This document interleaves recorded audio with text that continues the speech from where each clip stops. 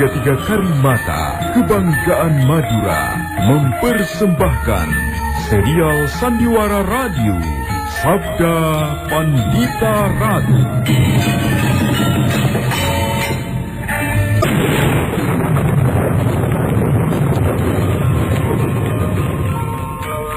Sabda Pandita Ratu.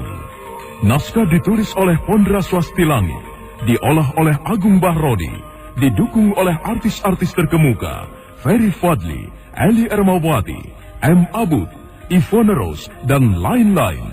Teknik dan montase Ibing Arifin, dengan sutradara Dian Pertiwi.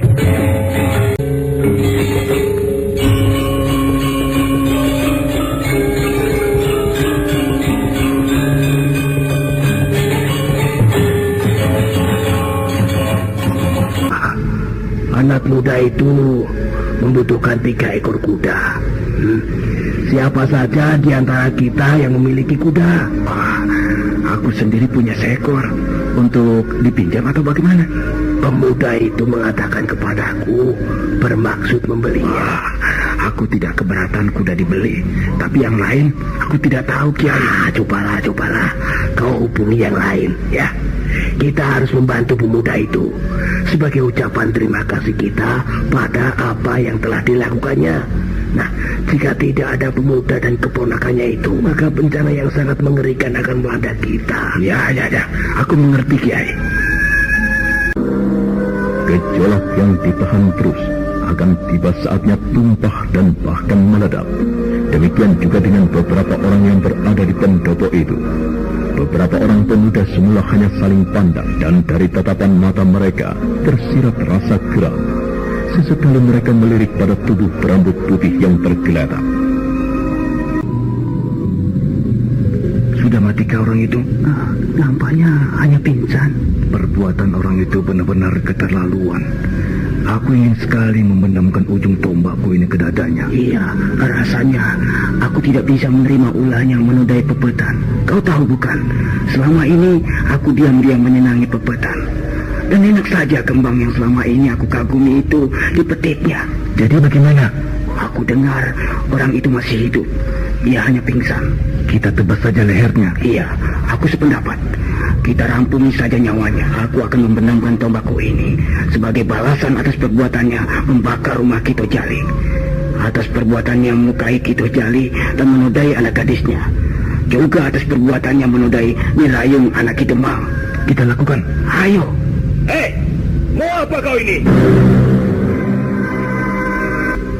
Kalian berdua mau apa? Aku akan membunuhnya, Ki Demang. Membunuh siapa? Membunuh keparat yang telah menodai Pepetan itu. Dosa orang itu keterlaluan, Kei Pangon. Kami para pemuda di sini tidak bisa mengampuninya.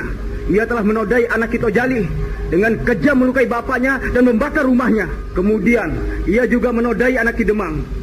Yang aku dengar, di mana-mana tempat ia selalu mengumbar perbuatan tidak terpujinya itu. Di mana-mana tempat ia menodai banyak gadis-gadis untuk memuasi nafsu keparatnya.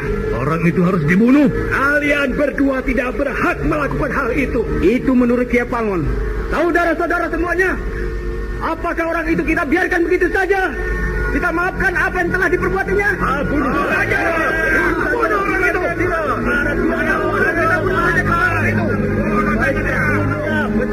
Ya, bunuh saja.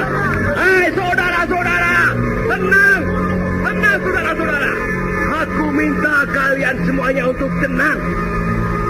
Aku harap kalian tenang. Tenang.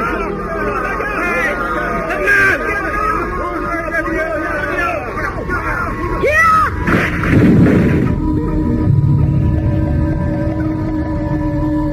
Aku mengantuk sekali. Aku ingin tidur. Dan kalian semuanya enak saja berteriak-teriak membuat gaduh. Siapa yang berani membunuh orang berambut putih itu dengan cara pengecut, maka ia akan berhadapan dengan cambukku. Dengar kalian semuanya. Hanya aku kelak yang berhak membunuh orang ini. Orang lain tidak boleh melakukannya, kecuali aku. Ayo, siapa yang ingin melawan aku? Siapa yang ingin membunuhnya? Lawan aku dulu. Badrawati yang terbangun dari tidur sekejap itu nampak merah matanya. Kantuk dan kejengkelan menyebabkan bocah itu tak mampu berpikir selaras. Beberapa orang pemuda yang semula mengangkat senjata bermaksud merancap tubuh Pamegatsih itu pun kemudian melangkah mundur. Badrawati kembali duduk bersandar diam. Lare Angon yang dikejutkan oleh lecutan cambuk yang menggelegar bergegas keluar.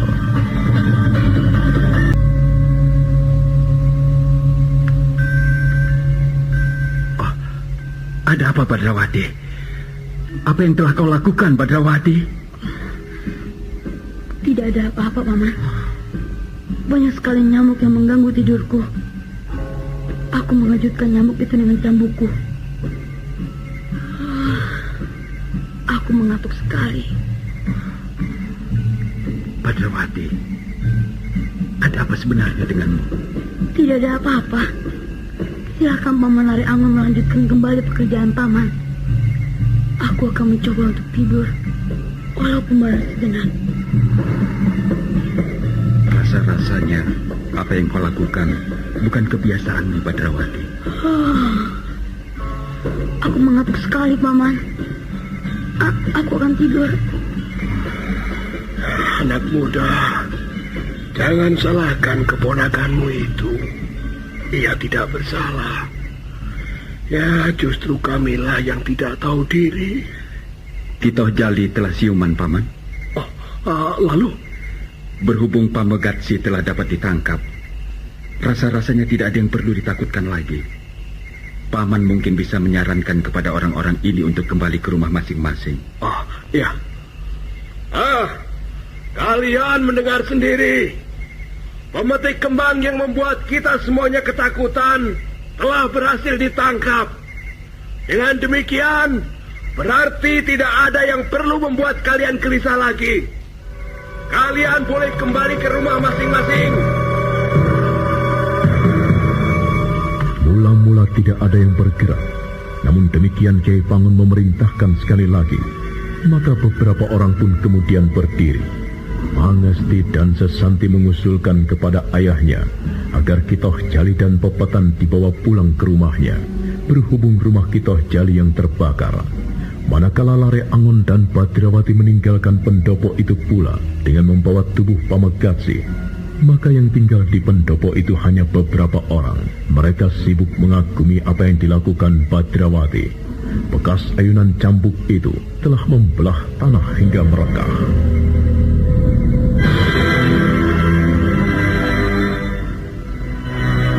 Bukan main. Bocah itu benar-benar luar biasa. Ia masih anak-anak, tetapi bekas cambuknya mampu mengeduk tanah sedemikian dalamnya. Iya, jika aku yang melakukannya, aku membutuhkan waktu cukup lama untuk menjangkulnya. Untung bukan kepalaku yang dihantamnya. Tetapi tenaga apa yang digunakan bocah itu? Jika tenaga lumrah, tentu tidak akan bisa seperti ini. Itu menunjukkan kebodohanmu. Bocah itu menguasai ilmu kanuragan. Ilmu kanuragan? Iya, ilmu kanuragan. Apakah aku juga bisa menguasai ilmu semacam itu? Siapapun bisa mempelajari ilmu kanuragan. Kalau sudah mumpuni, maka hanya dengan kekuatan yang mengalir dari pandangan mata saja, sebuah pohon bisa dibuat terjungkal. Iya, aku ingin sekali menguasai ilmu itu. Untuk apa? Akan kau pergunakan berkelahi dengan siapa? Aku tidak untuk berkelahi. Lihat saja, jika saja aku menguasai ilmu itu, maka aku akan bisa membajak sawahku tanpa harus menggunakan tenaga kerbau. Tanah yang aku cambuki akan teraduk seperti ini. Bagaimana kalau cambuk itu mengenai kakimu sendiri, ya? Mengenai kakiku? Sudahlah, sudah. Kita boleh saja mengagumi ilmu bocah itu. Namun cukuplah hanya sampai pada kata mengagumi saja. Jangan bermimpi untuk dapat menirukan apa yang diperbuatnya. Aku mau pulang. Ayo, siapa yang mau berjalan bersama aku? Aku masih ingin tinggal di sini. Apa yang akan kau lakukan? Aku masih ingin mengagumi tanah yang terbelah ini.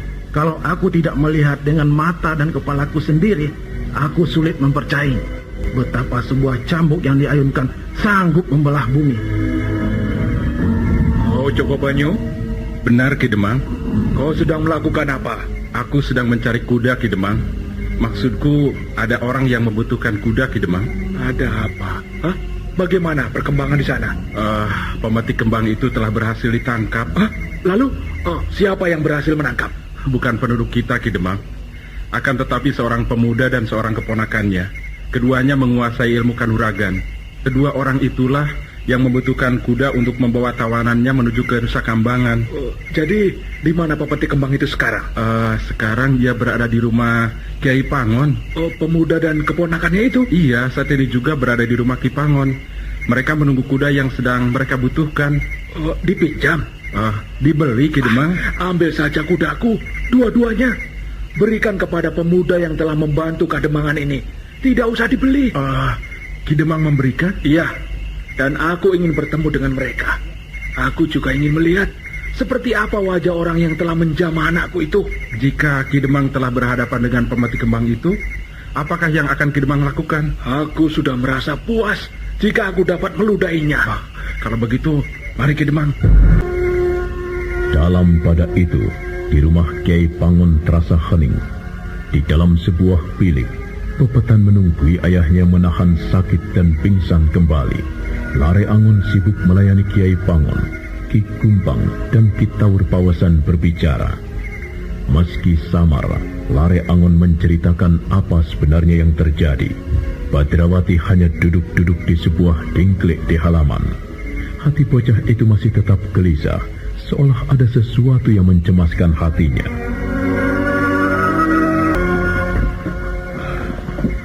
Pepetan. Ayah siuman. Di mana kita, Pepetan? Aku tidak mengenal bilik ini. Kita berada di rumah Ki Pangon, Ayah. Di rumah Kakang Pangon? Iya. Mengapa kita berada di rumah Kakang Pangon, Pepetan? Rumah kita terbakar, Ayah. Iya. Aku ingat. Rumah kita terbakar. Keparat yang menodaimu itu yang membakarnya. Ia juga yang melukai dadaku. Kata pemuda bernama Lare Angon itu, Ayah pasti sembuh. Bagaimana dengan si rambut putih itu, Ndok? Orang itu telah berhasil ditangkap, Ayah. Dia sekarang diikat di pendapa rumah Ki Pangon. Ayah jangan bangun. Aku ingin melihat seperti apa wajahnya. Sudahlah, Ayah. Ayah berbaring saja. Aku ingin meremuk kepalanya. Sudahlah, Ayah. Kau mengantuk, Mbak Mansi? Sejujurnya pun tidak, Susanti. Ada apa? Ibu sedang sibuk di dapur mempersiapkan makan malam. Apakah ibu meminta kepada kita untuk membantu? Tidak, Kang Mbok. Akan tetapi lebih baik kalau kita membantu. Hatiku tidak tenang, Susanti.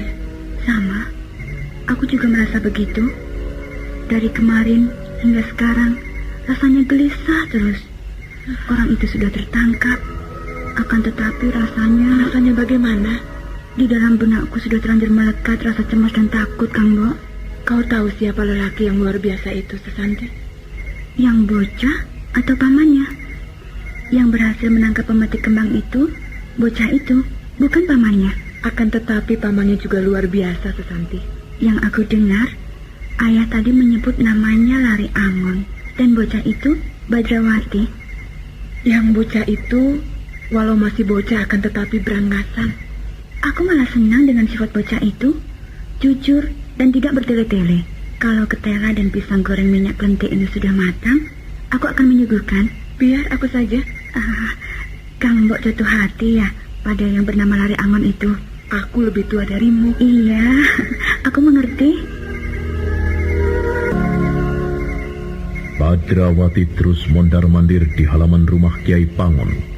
Sesekali Badrawati mendekati tubuh Pamegatsi yang teronggok bagaikan benda yang tak berguna. Badrawati merasa semakin penasaran.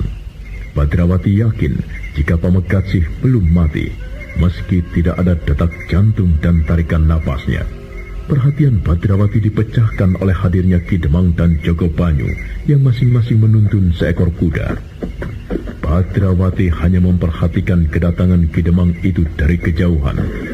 Kiai Pangon kemudian menerima kedatangan Ki Demang.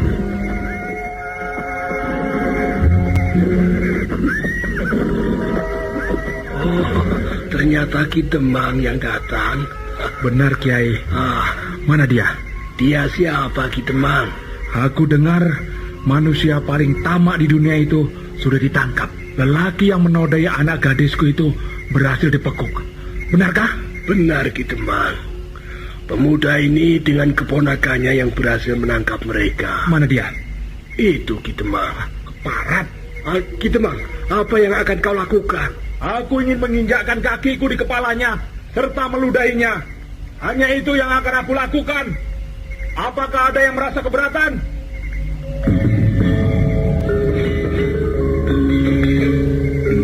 Lare Angon memberi isyarat kepada Kiai Pangon sebagai tanda tidak keberatan. Ki Demang yang geram luar biasa itu meludahi wajah Pamegatsih dan kemudian menginjaknya. Telapak kakinya yang kotor itu diusap-usapkannya tepat pada wajah Pamegatsih. Sekali lagi Ki Demang meludahinya.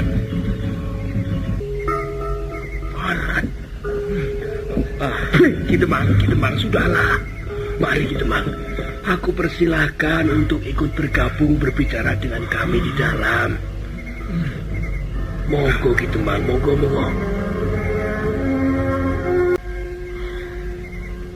Wajar sekali jika Ki Demang bertindak seperti itu. Orang tua mana yang bisa ikhlas bencana mengerikan menimpa anaknya? Jika seorang saja yang marah menumpahkannya dengan menginjak dan mengusap-usapkan kotoran yang ada di kakinya, maka seandainya semua orang yang marah melakukan hal serupa, wajah Pamegatsih itu benar-benar kelomo karena banjir ludah. Ada apa, Bibi? Sekedar makanan sederhana untuk menghangatkan suasana yang terasa artis dan dingin ini. Hanya ketela goreng dan pisang. Wah, terima kasih, Bibi. Aku setuju sekali. Setuju dengan makanan ini? Iya, apalagi jika ada wedang jahe hangat dan gula kelapa atau gula aren. Udara yang dingin seperti ini memang hanya bisa dikalahkan oleh makanan dan minuman hangat. Jangan khawatir, Adi. Aku akan menyediakan untukmu. Sesanti merasa senang karena ternyata Badrawati bersikap ramah dan terbuka kepadanya. Sesanti bergegas kembali ke dapur dan menceritakan kepada kakak dan ibunya. Ayo, habiskan saja, Adi. Kalau masih kurang, nanti aku buatkan lagi. Terima kasih, Kang Bo. Meski mulut ini terlampau bernafsu, akan tetapi perut tetap juga ada batasnya. Jika masih juga dipaksakan untuk diisi, justru akan menjadi sebah. Udang jahe ini siapa yang membuatnya? Kenapa? Rasanya lezat sekali. Aku kira wedang jahe dimanapun ya seperti itu, Adi Badrawati. Tetapi yang ini rasanya lain. Lega rasanya di badan, mampu membuat tubuh menjadi hangat. Rasa kantuk pun kemudian hilang. Kantuk yang tadi menganduli kepalaku sekarang entah pergi kemana. Perginya tanpa pamit lagi. Wedang jahe itu menjadi enak mungkin karena udara dingin. Kalau makanan ini tentu Kang Bomangsti yang membuatnya, bukan? Kau tahu juga namaku, Adi Badrawati? Banyak yang sudah aku ketahui. Walaupun aku datang di padukuhan Puring ini beberapa saat yang lalu. Padukuhan ini bernama kerajaan, bukan? Iya, benar. Padukuhan kerajaan ini merupakan padukuhan induk dari beberapa padukuhan yang lain yang ada di sebuah kademangan. Kademangan Puring ini dipimpin oleh seorang demang yang mempunyai anak gadis bernama Nirayung. Dan secara pribadi, hubungan antara Ki Demang dengan orang tua Kambo kurang begitu bagus. Benarkah demikian? Iya, tidak salah, Adi Badrawati. Dan aku tidak merasa heran kau cukup banyak tahu tentang kedemangan kami. Mengapa Kambo tidak merasa heran? Karena kau bocah yang luar biasa. Suara cambukmu tadi sempat membuat jantungku goyah dan nyaris lepas dari ikatan otot-ototnya. Terima kasih. Pujian Kambo menyejukkan hatiku. Namun demikian, Meski aku cukup banyak mengetahui keadaan padukuhan ini, ada satu hal yang aku tak tahu atau tak bisa menebak mencari jawabnya. Tentang apa, Adi? Misalnya, mengapa Ki Demang itu tidak begitu menyukai Kiai Pangon? Apakah ada sesuatu? Kau sangat berkeinginan mengetahui jawabnya? Rasa penasaran itu baru terpuasi kalau sudah didapat jawabannya. Rasa-rasanya, sedari aku masih anak-anak, hubungan ayah dan Ki Demang memang tidak begitu baik. Bukankah demikian, Sesanti? Benar, Kang Bo. Sayang sekali Adi Badrawati, kami tidak tahu.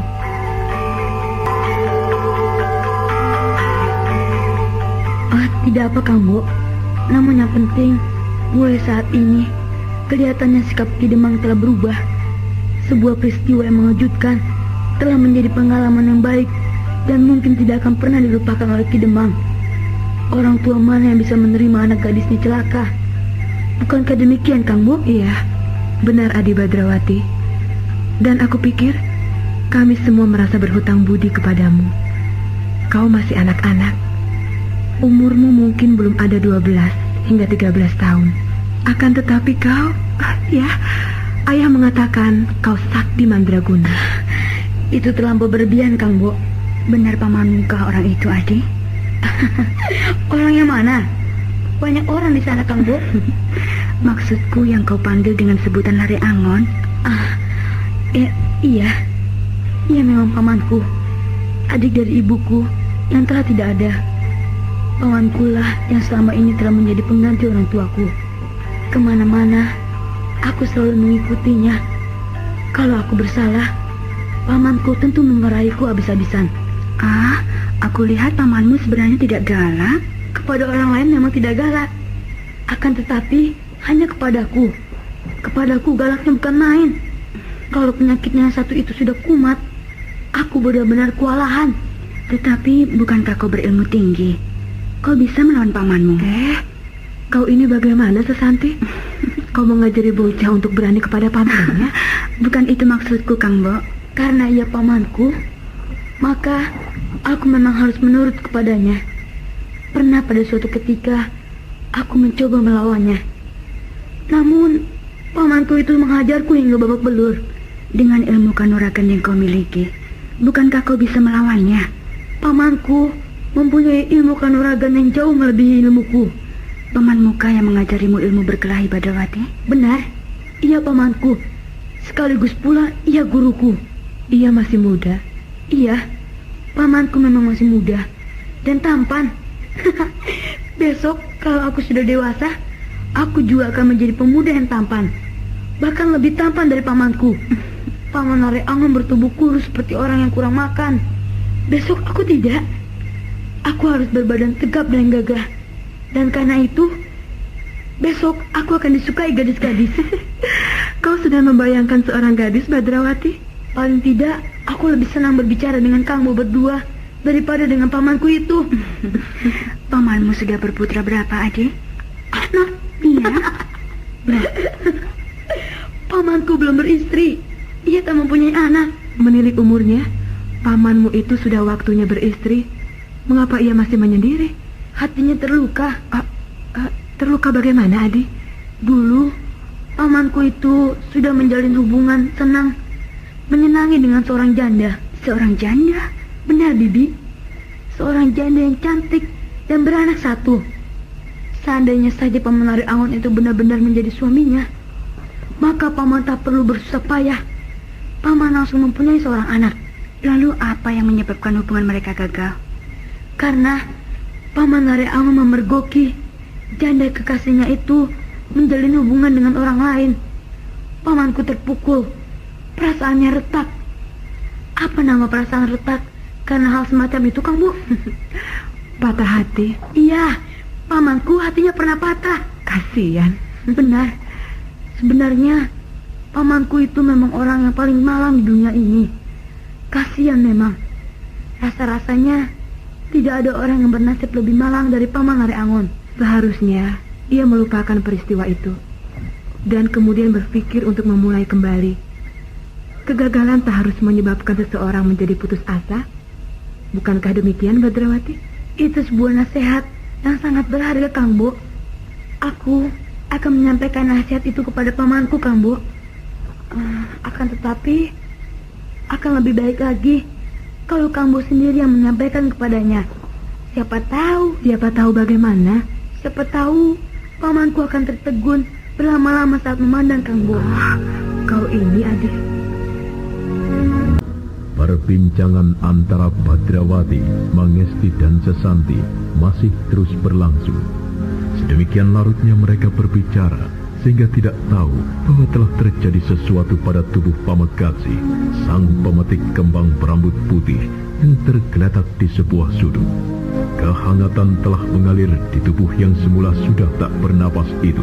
Nah, saudara pendengar, bagaimanakah kisah selanjutnya? Ikutilah terus serial Sandiwara Radio, Sabda Pandita Ratu.